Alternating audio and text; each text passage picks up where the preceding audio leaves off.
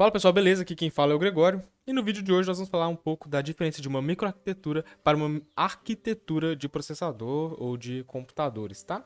Então, pegue sua xícara de café e venha comigo. Bom, primeiro vamos falar o que é uma arquitetura, né?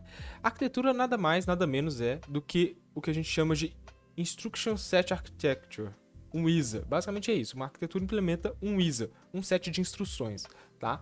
Ele é um modelo abstrato de computador que deve ser implementado então na CPU, ou seja, a CPU vai realizar algumas instruções, tá? E essas instruções, o ISA, né, o set de instruções, deve ser feito então de forma física pela CPU, certo? E geralmente esses ISAs eles definem os tipos de dados, registro, gerenciamento de memória e modelo de I/O, tá? E ele especifica o comportamento de código de máquina também, permite várias implementações que se diferem aí de tamanho, forma, fisicamente através das microarquiteturas. E isso permite que as microarquiteturas evoluam, ou seja, o mesmo set de instruções, ou seja, uma mesma arquitetura pode ser implementada fisicamente de formas diferentes através das microarquiteturas, certo? E esses ISAs podem ser classificados de acordo com o seu propósito e também os seus objetivos. Geralmente, um ISA que a gente fala que tem instruções complexas, um conjunto de instruções complexas, é o que a gente chama de CISC.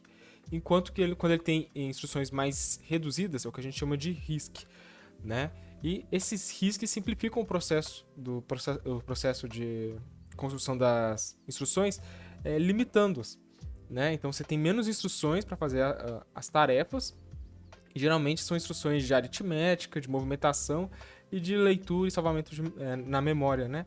Enquanto no CISC você tem várias outras instruções extras, né? Bom, e outros tipos de arquitetura incluem, por exemplo, de palavras de instrução muito longa, VLIW.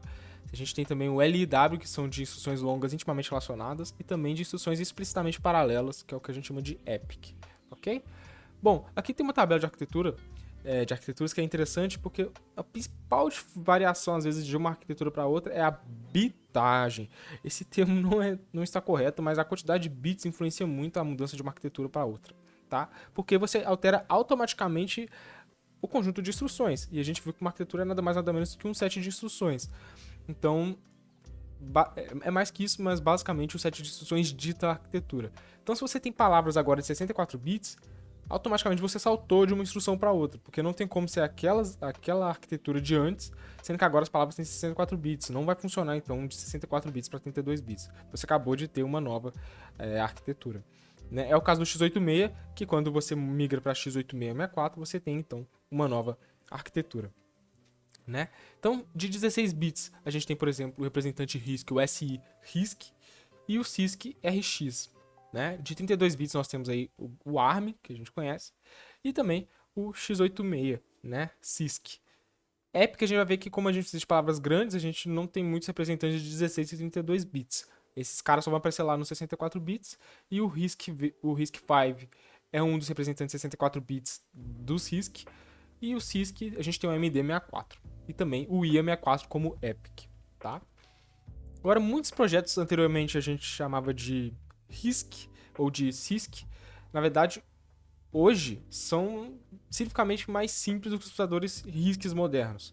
Então não se deixe levar pelo nome, que às vezes um CISC, que é para ser complexo de antigamente, tem menos instruções do que um RISC moderno, tá? Então tem que tomar cuidado com isso, porque a tecnologia avançou muito e você precisa de mais instruções, e essas instruções aí nos RISCs modernos podem ser bem mais quantidade do que nos CISCs antigos. Bom, um pouco mais sobre a microarquitetura aqui pra gente ter uma ideia, porque essa é a parte legal. É o que a gente realmente vê acontecendo muitas vezes, que a gente tá tão acostumado a viver num mundo de uma arquitetura, duas arquiteturas só, então o que mais varia é a microarquitetura. Então, essa implementação pode variar devido a diferentes objetivos ou devido a mudanças tecnológicas. A principal mudança tecnológica que influi muito na microarquitetura é a litografia, tá? A distância dos nanômetros de um transistor para o outro, tá?